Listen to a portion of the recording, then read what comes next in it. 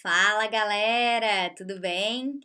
Professora Bárbara aqui de novo para a gente dar continuidade nesse assunto que é tão famoso e tão recorrente nos vestibulares, cálculo estequiométrico.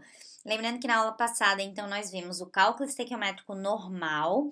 Lembrem que eu sempre resolvo, né, naqueles 4 passos. Então, a gente vai, bota a reação, balanceia a reação, depois a gente baixa o número de mols, vê, né, quais são os dados da pergunta, depois transforma aquele número de mols no que a pergunta estiver pedindo e aí faz a regra de 3. Esse é o cálculo estequiométrico normal. Aí a gente viu que a gente tem tipos de cálculo estequiométrico: reações consecutivas ou sucessivas. Vimos também na aula passada que é quando tu tem mais de uma reação.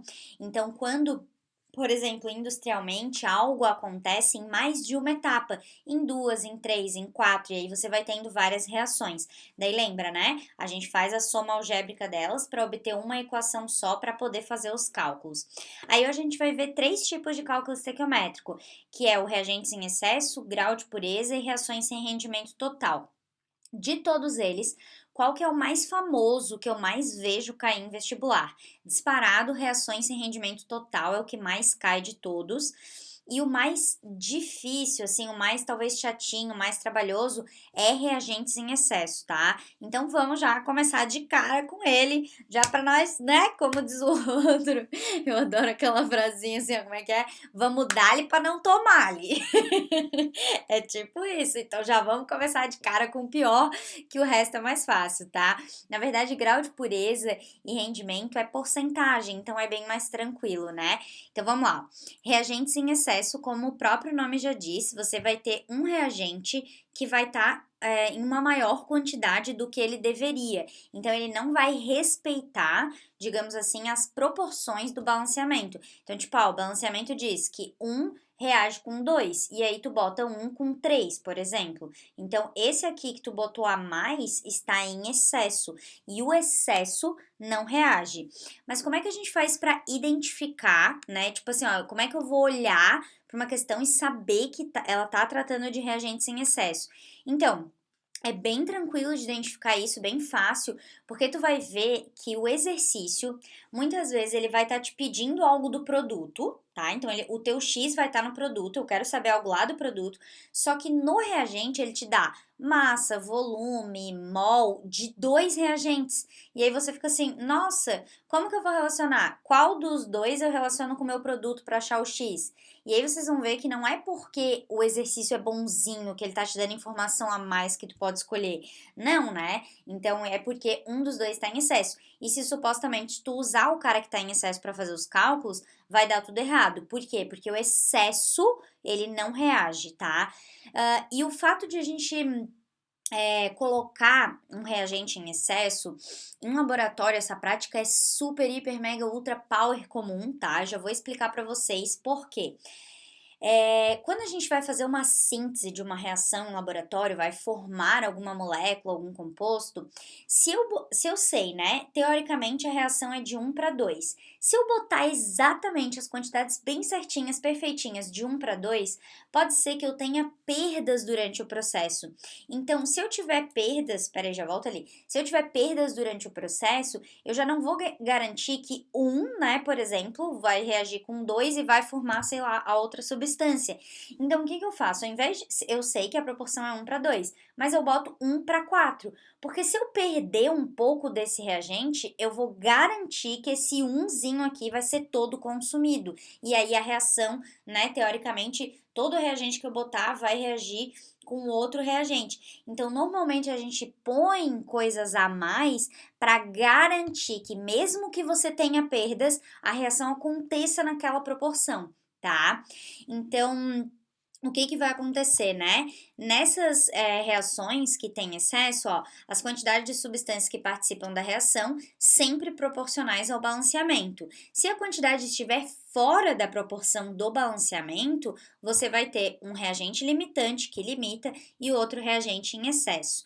Como é que a gente identifica eles? Bom, o reagente em excesso é aquele que tem a mais do que deveria, e o reagente limitante, ele limita a mesma reação. É como se fosse assim, né? Um reage no máximo com 2. Tu pode botar 3, 4, 5, 10, 20, 1, reage no máximo com 2. Esse 3 a mais que tu botar, se tu botar 5, tu vai botar 3 a mais, esse 3 a mais, ele vai sobrar no final da reação. Vai formar o teu produto e vai sobrar esses 3 que tu botou a mais, né?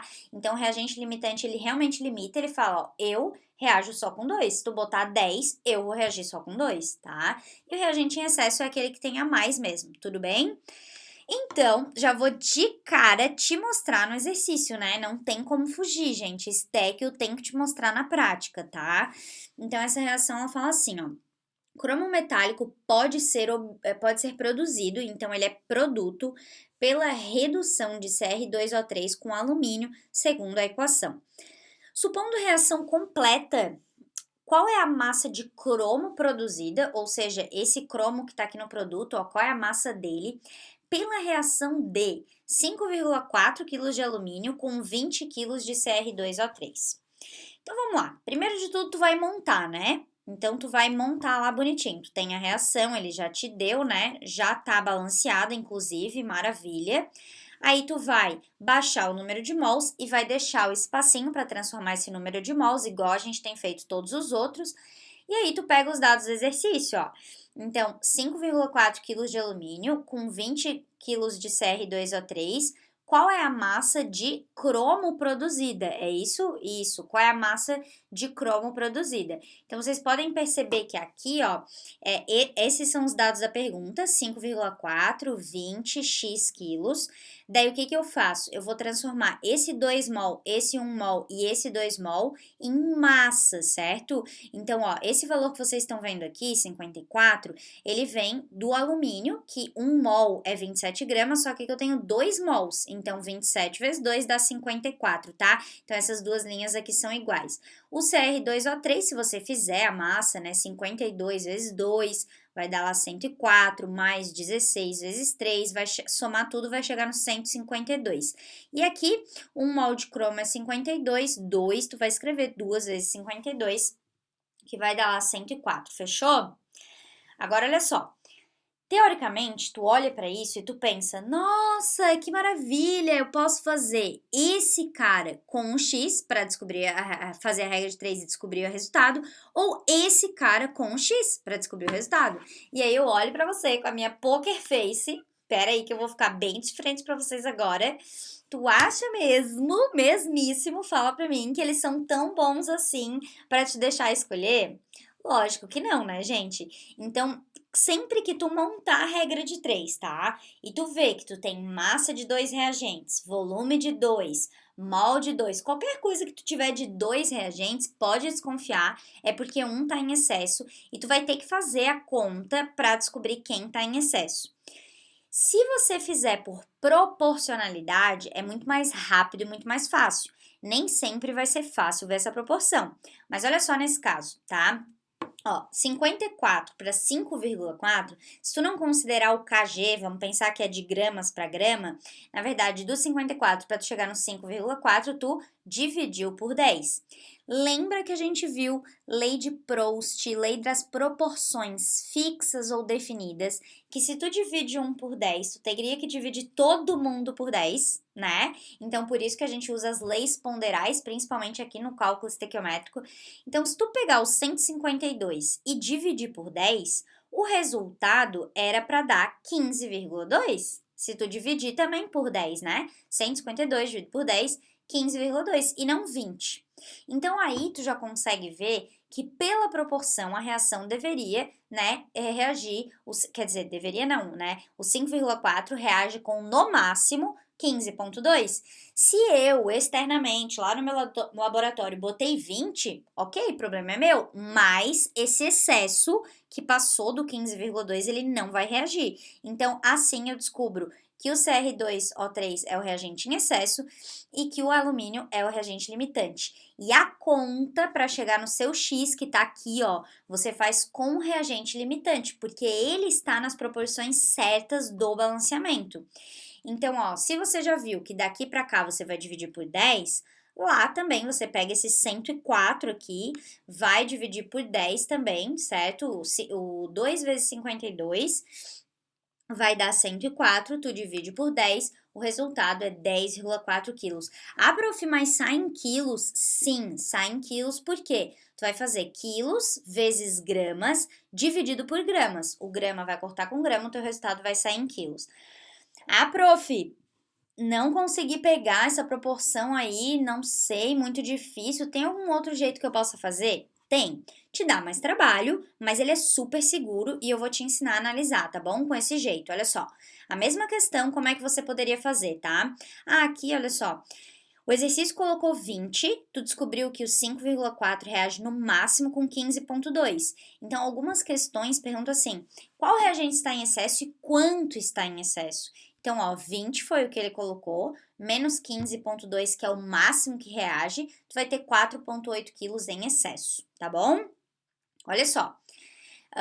Essa daqui é a mesma regra de 3 que tá montada aqui, tá? Ó, tudo que tá aqui, ó, dá uma olhada para essa tela, eu coloquei aqui pequenininho, certo?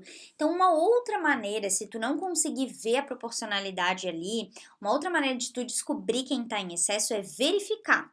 Como assim? Tu vai botar um X no lugar do 5,4 e depois tu vai botar um X no lugar do 20 e tu vai ver quanto que era para dar esses valores pela proporção correta do balanceamento. Então, o que tu vai fazer é verificar. Vai botar um X no lugar do 5,4, um X no lugar do 20. Tu vai fazer duas contas. Olha lá. Primeira coisa que eu fiz, baixei o número de mols, peguei ali, ó, o 54 e o 152 que vocês estão vendo ali, que é referente à massa, né, desse 2 mol e desse 1 mol, e aí eu vou fazer o seguinte, ó, 5,4x, eu vou verificar quanto que era para dar esse 20.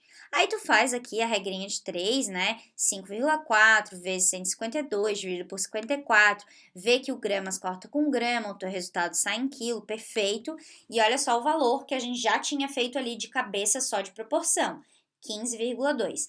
Qual que é a interpretação? Presta atenção em mim. 5,4 quilos de alumínio reage com, no máximo, esse X que tu acha é o máximo, no máximo, 15,2 quilos de CR2O3. O exercício colocou 20, tá vendo? Então, aí eu já consigo ver que o CR2O3 está em excesso. Aí tu vai verificar o outro lado, ao invés de botar o X no 20, ó, tu vai botar o X no 5,4. Então, olha aqui, 54, 152, 20 e X. Então, tu vai ver o seguinte, ó, 20 quilos reage com no máximo quanto? Vai botar na regra de 3, vai ver que grama corta com grama, o resultado vai sair em quilo, e tu vai ver que 20 quilos reage com no máximo 7,1 de alumínio. Tá vendo? E o exercício botou 5,4, então ele botou menos do que o máximo. Menos do que o máximo, beleza, ok, esse é o reagente limitante. Então, ó, o alumínio é o reagente limitante, é ele que limita. O alumínio diz assim, ó, 5,4 reage no máximo com 15,2. Não importa o quanto tu bota mais, eu não vou reagir, né? E o CR2O3 é o reagente em excesso. Depois que tu descobriu, ó, aí é só tu fazer a tua regrinha de 3 normal. Ignora o cara que tá em excesso, porque ele não está nas proporções corretas, e faz o cálculo aqui, ó, 54 vezes x, 5,4, 2 vezes 52, ó, bota na regrinha de 3, tu vai ver claramente que gramas vai cortar com gramas, o resultado vai sair em quilos e, né, tem que dar o mesmo resultado que a gente fez ali no slide anterior. Então, olha só, duas maneiras de você fazer a mesma coisa. Uma mais rápida, mais direta, e normalmente tu precisa de tempo no vestibular. E outra, talvez, que de início, quando você começar a fazer os exercícios sobre isso, talvez essa maneira do slide seja a mais segura para você inicialmente. Mas treine fazer do jeito anterior, tá bom? Então, eu tô mostrando, né? Olha só a trabalheira que vai te dar, tipo, uma questão. E aqui, olha, né, no slide anterior, o quão rápido a gente fez isso, tá, meus amores? Aí, eu vou trazer para vocês aqui uma questãozinha da CAF, da prova de medicina, e eu vou te mostrar mais uma vez que muitas vezes o teu problema não está no cálculo estequiométrico em si, que às vezes o cálculo estequiométrico é tranquilo, e o problema é que tu não sabe montar a reação. Então, ó, a CAF, ela bota uma questão de cálculo estequiométrico, mas o que eles fazem primeiro? Eles exigem que tu saiba nomenclatura e que tu saiba montar uma reação ácido-base. Se tu não souber fazer isso, não vai conseguir fazer a reação, não vai conseguir fazer o cálculo, tá? Então, olha ali, ó. Assinale a alternativa que contém o valor da massa de cloreto de alumínio produzido, ou seja, o cloreto de alumínio é produto, após reação de 8 mol de ácido clorídrico com 4 mol de hidróxido de alumínio. Bom, já começa que ele te dá mol de dois reagentes, tá vendo? Então, só aí, só por ele me dar a informação de dois reagentes e me pedir do produto, eu já sei que é reagentes em excesso, igualzinho ao anterior, tá vendo? Te deu massa dos dois e pediu algo do produto, aqui ele deu mol dos dois. E a dificuldade dessa questão é montar a equação. Então, tu teria que, né, pegar bem a matéria lá do Calegaro, né, HCl, AlOH3, que é o hidróxido de alumínio, qual é o teu produto, né, que então isso aqui é uma reação ácido-base, ácido mais base, sal mais água. Depois de tudo isso, tu vai ter que balancear, e depois disso feito, que isso é a matéria lá do Tchê Louco, então eu tô subentendendo que você já sabe. Se você não sabe isso, prof, putz, tenho dificuldade de montar a reação ácido-base, meu Deus, tenho dificuldade nesse conteúdo. Por favor, fala comigo, que eu tenho altas listinhas com várias reaçõezinhas para te montar, para te ver do nome tu chegar na fórmula, da fórmula tu chegar no nome, tu montar ácido, base, sal e água. Me pede, tá? Me chama lá no direct do Instagram, que é Babi Corrêa, o meu Instagram. Passa o teu e-mail que eu vou mandar a listinha para vocês, tá bom? Ó, baixa o número de mols, tudo normal, põe os dados do exercício. Ó, 8 mols de ácido clorídrico reage com 4 mol de hidróxido de alumínio e quero saber o valor em massa de cloreto de alumínio. Olha bem, a pergunta tá em mol e gramas. Então, tu vai transformar esse mol em mol, que já tá, esse mol em mol, que já tá, e esse em gramas. Então, vamos lá, ó, foi isso aqui, certo? Isso daqui, ó, é a soma de, né, a massa do alumínio, que é 27, e 35,5 vezes 3 mais 27 vai dar o 133,5, que é a massa de 1 mol de AlCl3, tá? Daí aqui assim, ó, meus amores, vocês podem ver a proporção de várias maneiras. Na questão anterior, eu dividi daqui para cá. Mas olha só, uma coisa que a gente pode fazer, talvez enxergar a proporção mais fácil, ó. De 1 para 3, tu teve que multiplicar por quanto? Consegue ver que é 3? 1 vezes 3 dá 3. Então, se tu pegar esse 4, por exemplo, e multiplicar por 3, teria que dar 12 e tem 8. Então, tem menos do que o máximo. olha só, 1 reage no máximo com 3. 4 reage com no máximo o triplo também. 3 vezes 4, 12. Se eu botei 8, é menos que o máximo. Então, eu já sei que esse cara é o reagente limitante. E esse aqui é o cara que está em excesso. Quer ver? Olha só, tu pode fazer assim, ó. 3 dividido por 3 dá 1. Se tu fizer 8 dividido por 3, vou até fazer aqui na calculadora, tá? Dá 2 e pouco. 8 dividido por 3 dá 2,66. Então, ó, 8 reage com no máximo 2,66. E tu colocou 4 mol de LOH3. Então, esse cara está em excesso e esse é o reagente limitante, ó. Se 8 mol reage com no máximo 2,66, se tu quiser saber o quanto está em excesso, 4 menos 2,66 dá 1,34, tá? Descobrir quem está em excesso? Descobrir, prof. Não usa ele e faz a regra de 3 aqui, ó. 3 vezes x, 8 vezes 133. Se vocês fizerem isso, ó, coloquei aqui na regra de 3 bonitinho, mol corta com mol, resultado sai em gramas, que é o que eu preciso, x igual a 356, letra D de dado. Conseguiram pegar? Ó, se vocês não gostaram da proporção que eu fiz, vocês podem fazer igual o jeito anterior, tá? Verificar, bota um X aqui, ver quanto que era para dar, e aqui também bota um X, beleza? Gente, então eu deixo alguns exercícios para vocês depois, né? Isso exige bastante treino. E lembrando que esse é o tipo de cálculo estequiométrico mais chatinho que a gente tem. Agora, grau de pureza, mais tranquilo, tá? E a parte de reações sem rendimento total também é bem tranquilo. Ó, grau de pureza. Bom, cara, quase tudo que tu pega na natureza não é puro, não é 100% puro. E impuro significa que é uma mistura, tá? Impureza é sinônimo de mistura, não quer dizer que seja sujeira. E aí, então, os materiais que participam das reações geralmente não são puros, geralmente eles são misturas. E na estéquio, o que tu vai ter que fazer? Tu vai ter que descontar as impurezas Porque as impurezas não reagem, elas não vão participar do teu cálculo estequiométrico. Então, se ela não reage, ela não vai reagir na tua reação, tu tem que descontar essa porcentagem de impurezas antes de fazer o cálculo estequiométrico. Isso é o correto, tá? Você descontar antes de fazer o cálculo estequiométrico. Aí aqui, droga, eu não botei ali, mas era para ter botado ali um exemplo. Por exemplo, assim, né? Se você for pensar, o leite de magnésia, ele é uma base que reage com o ácido do teu estômago para poder então fazer essa neutralização ali, ácido, base, quando tu tá com azia, né, uma acidez muito alta, tu toma o leite de magnésia. Esse remédio, ele não é 100% puro. Vamos supor que esse remédio ele tenha um sabor de hortelã. Você tem outra molécula ali naquela mistura junto com leite de magnésia, mas não é o sabor hortelã, que é um éster produzido artificialmente, que vai curar e vai reagir com o teu ácido. Então, nesse momento, o meu éster de sabor de hortelã, por exemplo, ele é uma impureza. Por quê? Porque na minha reação ácido-base, ele não reage. Então, a quantidade em massa que eu tenho ali no meu produto, no meu remédio, que é dele, eu tenho que descontar para saber só o quanto da base vai reagir com ácido, entende? Isso acontece muito, eles trazem muito questões de minerais. Porque se você for pensar minerais, né, o carbonato de cálcio, até acho que tem uma questão aqui disso. Normalmente tu pega o carbonato de cálcio de uma rocha lá da natureza, mas daquela rocha toda, só 50% é carbonato de cálcio, 40%. Então quer dizer que todo o resto não te interessa para aquela reação ali que tu quer fazer com o carbonato de cálcio, entendeu? Por isso que tu tem que descontar. Então vamos direto para um exercíciozinho que fala o seguinte, ó.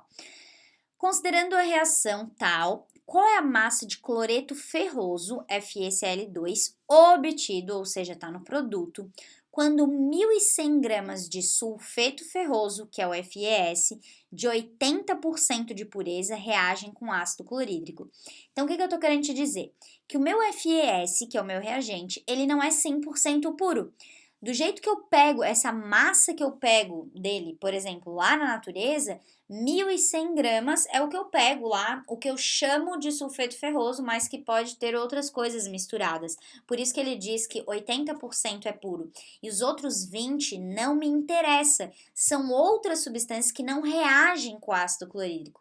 Então, né, inicialmente, tu vai montar o cálculo estequiométrico normal, ó, tem a reação, tá balanceada, baixa o número de mols, bota os dados da pergunta, ó, 1.100 gramas, x gramas de cloreto ferroso, que foi o que ele pediu. Transforma esse cara em gramas pela massa da tabela periódica e esse também, ó, já transformei para vocês, tá? Se fosse um cálculo estequiométrico normal, se não tivesse grau de pureza, tu ia resolver essa regra de 3 e acabou, tudo certo.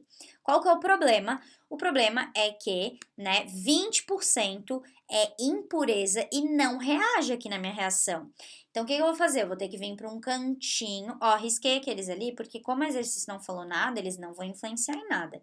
Você vai ter que vir para o cantinho e retirar a impureza. Então, ó, sulfeto ferroso, né? Então, a gente vai ter a massa dele, 1.100 é 100%, 80% que é puro, que é o que reage X. Você vai achar 880 gramas de FS puro. Então, você vai lá no 1.100, vai tirar ele dali e vai botar o 880. E aí, você percebe que quando você bota o 880, ai, que números fofos! Conseguem ver a proporção ali? Bem linda. Olha só, 88 para 880, conseguem ver que você multiplica por 10? Então, se daqui para cá você multiplicar por 10, 127 vezes 10 vai dar o resultado, que é 1.270, tá? Daí, nesse momento, quando eu estou em sala, agora não estou tendo aqui o respaldo de vocês na hora, mas nesse momento, sempre alguém levanta a mãozita e fala assim: professora, poderia fazer aqui com o 1.100, achar o x, dizer que esse x é 100% e 80% é o y, por exemplo? Eu poderia fazer a porcentagem depois de fazer o cálculo estequiométrico, né? E retirar esses 80 depois? Olha, quimicamente falando, não. Você não pode fazer isso. Principalmente eu tô falando com a galera que vai fazer prova discursiva. Se você descontar depois, você vai talvez perder a questão. Agora, se tu vai fazer uma prova que é de ABCDE, certo? Uma CAF, uma UDESC, você não tem que mostrar a resolução. Matematicamente falando, você descontar 80% do 1.100 ou do resultado ali final desse resultado aqui, tanto faz, tá? Então preste atenção. Eu, se fosse vocês, faria do jeito certo sempre. Pureza e impureza desconta antes, porque a impureza não reage. Porque daí você já faz tudo certinho sempre. E outra, vou te dizer outro motivo. Normalmente os números, olha bem aqui embaixo de mim, os números são feitos para ficar fofo no cálculo, entendeu? Para ficar legal, para ter proporção. Se você bota o 1.100 aqui, você já não vê proporção em nada, tá? Então, eu, óbvio, vou sempre aconselhar vocês a fazerem o certo, mas a matemática permite que você desconte antes ou depois, beleza? Estamos combinados? Vou para mais uma, tá? Essa questão aqui também de pureza, ó, e fala assim, uma amostra. Normalmente, quando as questões usam essa palavra, tá, galera? Amostra. É quase 100% certeza que é uma reação, é uma questão de grau de pureza, porque olha só, uma amostra é algo que tu pegou normalmente da natureza. Então, tipo assim, ó, eu vou ali, sei lá, na Praia da Joaquina e eu vou colher uma amostra da água, uma amostra da terra, uma amostra da areia, né? Então, eu quero analisar a areia, mas vai vir outras coisas ali que não me importa, eu não quero analisar as outras coisas, eu quero analisar a composição da areia, vamos supor. Então, isso é o que a gente chama de impureza, né? Não quer dizer necessariamente sujeira. Então, ó, uma amostra de 200 quilos de calcário com teor de 50% de carbonato de cálcio. Então, o calcário seria a tua amostra, é a rocha. E dessa rocha, desses 200 quilos que tu tirou lá da natureza, só 50% é de carbonato, que esse carbonato foi tratado com ácido fosfórico conforme a equação. Calcule a massa de Ca3PO4 formado. Então, olha só, dos 200 quilos de calcário, tu tem 50% disso que não interessa, que não vai reagir aqui nessa reação. Desse calcário, só metade, que é CaCO3, reage com ácido fosfórico. Então, aqui daria para fazer de cabeça, né? Não precisaria fazer uma regra de 3. 200 quilos é o calcário inteiro, é 100%. 50% é 100 quilos. Então, aí eu já peguei o que é puro, né, de CaCO3, que é 100 quilos. Mas, de qualquer forma, eu botei aqui no slide, ó. Então, né, descontando as impurezas, nosso 200 quilos é 100%, o 50% é puro, seria 100 quilos de CaCO3, é aquilo que vai reagir efetivamente com ácido fosfórico para formar o Ca3PO42, tá? Então, ó, a gente já sabe que a gente vai utilizar 100 quilos e ele pergunta qual é a massa de Ca3PO42. Aí, o que vocês vão ter que fazer? Vai ter que vir na tabela periódica, pegar a massa do cálcio, a massa do carbono, a massa do oxigênio, vai ter que somar tudo isso aqui, somar tudo isso aqui, e aí eu já trouxe pronta as massas molares, tá? Então, ó, o CaCO3, a massa molar pela tabela periódica é 100, né, gramas para 1 mol dessa substância, mas como você tem 3, você multiplica por 3. E aqui, 310 já é a massa do Ca3PO42, tá? Muita gente, olha bem, muita gente já ia sair transformando tudo de quilo para grama, de grama para quilo. Não faz isso. Pay attention in me, please, please, alunos. Olha só, monta a regrinha de 3 ali, ó. 100 vezes 310, né? 3 vezes 100 vezes x. Monta, porque olha só que maravilha de Deus. Grama vai cortar com grama e você não precisa transformar nada. O seu resultado perfeitamente vai sair em quilos e você vai obter 103,3 quilos de Ca3PO42, tá? Grau de pureza. Coloquei uma questão para você que você pode pausar e tentar resolver, certo? Coloquei outra questão para você. Essa é bem boa, essa questão é bem legal, tá? E obviamente, né, como eu estou te provocando, eu não botei o resultado de nenhuma das duas, porque eu espero que você chegue no resultado, obviamente, mas se você não chegar, você vai ter que dar um jeito de me procurar Assim eu prendo você a mim você, tá bom? Bora então pra última? Ó, tranquilinho, tá? Deixei o mais fácil pro final mesmo, que é reações sem rendimento total. Esse é o que mais cai e é o mais tranquilo. Pela primeira vez na vida, isso é bom. Então, sistemas em que o rendimento não é total. Quando uma reação química não produz as quantidades de produto que deveria produzir, de acordo com a proporção, com a estequiometria lá do negócio, a gente diz que o rendimento dela não foi total. E o motivo de esse rendimento não ser total, nossa, tem vários motivos. E já vou avisar para vocês. Reação com rendimento de 100% é só no papel, gente. Não tem como, né? A gente tem perdas durante o processo. Quando a gente está fazendo uma reação, pensa, tu pega lá de um copinho de Becker, passa para o outro. Na hora que tu passou daqui para cá, tu já ficou um pouquinho aqui, tu já teve perdas. Pensa tu cozinhando, né? Quando tu vai pegar o brigadeiro que tu fez para botar lá em cima do bolo, não fica um monte na panela? Então, tu já teve perdas do brigadeiro ao longo do processo. Aqui é a mesma coisa. O que vai fazer com que você não tenha um rendimento final 100%. Mas sempre na teoria você vai conseguir, pela proporção da reação, ver o quanto deveria formar. Ah, deveria formar 90 gramas, mas eu fiz a reação ali bonitinha aqui na minha frente e obtive 80. Putz, o rendimento não foi de 100, né? Então, motivos para a gente não ter um rendimento de 100% é aparelhagem utilizada, descuido do operador, perdas durante o processo. E lembrando, 100% é teórico, né? Na prática, assim, é muito difícil. A gente pode até conseguir um rendimento bem alto, sei lá, 95, 96, 97%, mas 100, nossa, gente, é muito difícil, muito mesmo, tá? Então, direto, uma questãozinha para mostrar para vocês, ó. Considerando que a reação de obtenção de amônia, ó, a amônia está no produto, tem um rendimento real de 40%, calcule a massa de amônia que vai ser obtida pela reação de 70 gramas de nitrogênio com quantidade suficiente de hidrogênio.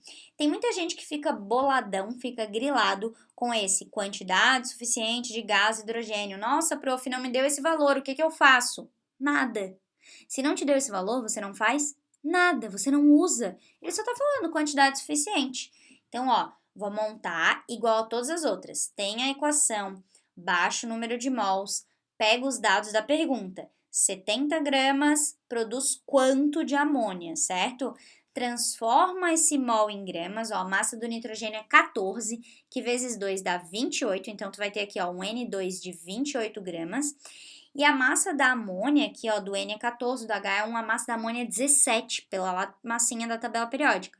17 vezes 2, né? Tu vai botar por causa que tu tem 2 mols. E o H2, ele não deu valor, então tu não vai usar. Tá aqui a tua regra de 3, ó. 70 vezes 2 vezes 17, certo? E aí dividido por 28, grama corta com grama, teu resultado sai em grama. Se fosse um cálculo estequiométrico normal, teria acabado aqui a questão. Acabou, pronto, fechou, bonitinho. Porém, né, isso é se o rendimento fosse 100%, se tudo ocorresse bem, pelas proporções estequiométricas bem certinhas, bem perfeitas, isso é se o rendimento fosse 100. Mas, né, ele diz aqui que o rendimento é de 40%.